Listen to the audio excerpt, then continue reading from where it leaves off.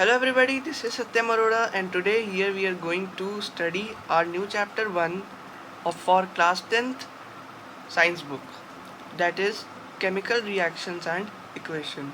In this chapter you first thing have to learn or remember always, that is there are two types of changes we are studying from earlier class. There are two types of changes. Number one is physical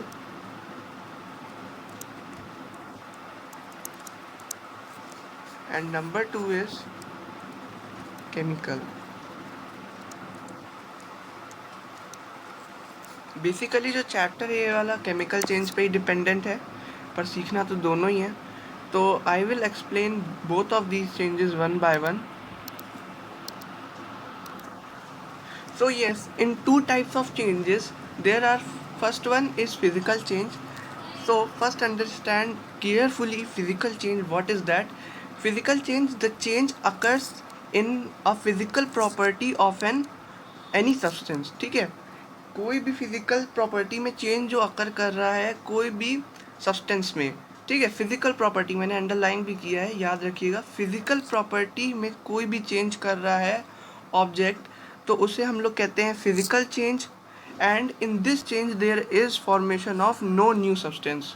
I have written here, in this change there is no new formation of new substance. Okay, there is no formation of new substance, okay, which is in the physical change. Physical change में new substance का formation होता है, लेकिन physical change में नहीं होता है. अभी आपको मैं बताऊंगा.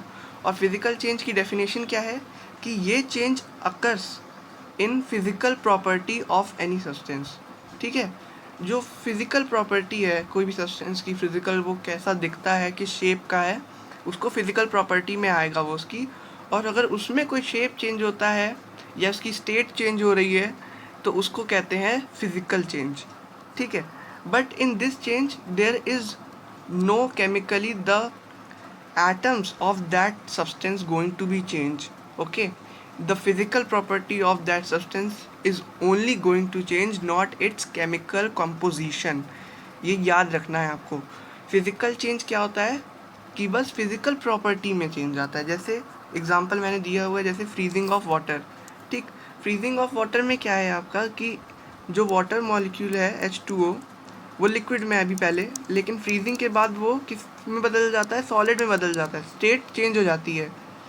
बट जो केमिकल कंपोजिशन है वाटर की वो तो H2O ही रहती है ना. सॉलिड बनने के बाद भी, आइस बनने के बाद भी केमिकल कंपोजिशन क्या रहती है, H2O ही रहती है. दो हाइड्रोजन एटम होते हैं और एक ऑक्सीजन एटम होता है. ठीक है, तो ये एग्जांपल होता है फिजिकल चेंज का. और कटिंग ऑफ वेजिटेबल, ये भी एग्जांपल होता है फिजिकल चेंज का. उसकी बस फिजिकल प्रॉपर्टी चेंज हो रही है, शेप चेंज हो रहा है, ना कि उसका chemical composition. So see, we have already touched the physical change and now comes chemical change. Okay, two types के चेंजेस होते हैं जिसमें अभी एक हम लोग केमिकल चेंज के बारे में चर्चा करने जा रहे हैं. Changes occur in the chemical property of any substance. Changes occur in the chemical property of any substance. Okay, chemical property that means कि जो केमिकल कंपोजिशन है किसी भी सब्सटेंस का वो चेंज हो जाता है कोई और सब्सटेंस में. ठीक, तो उसका केमिकल कंपोजिशन बदल गया. अगर वो चेंज किसी और सब्सटेंस में हो रहा है तो उसका केमिकल कंपोजिशन बदल जाएगा. ठीक है, कोई भी सब्सटेंस ले लो, जैसे आयरन रेन रस्ट हो जाता है.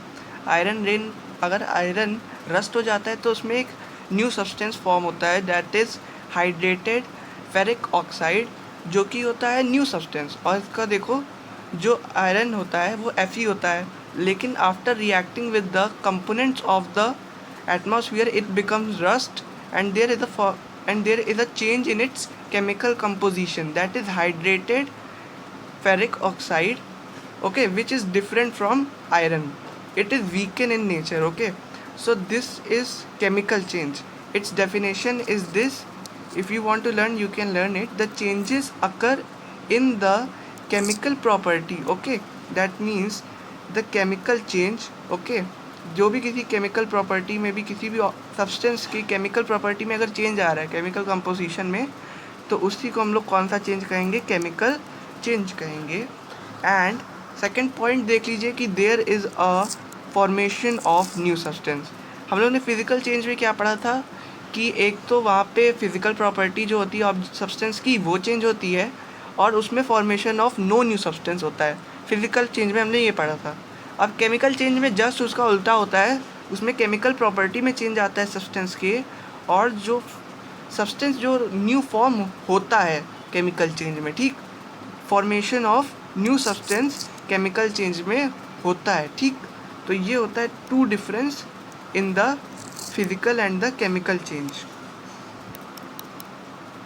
Okay, so there are some example. As I have told you, rusting of iron nail, it is an example of chemical change.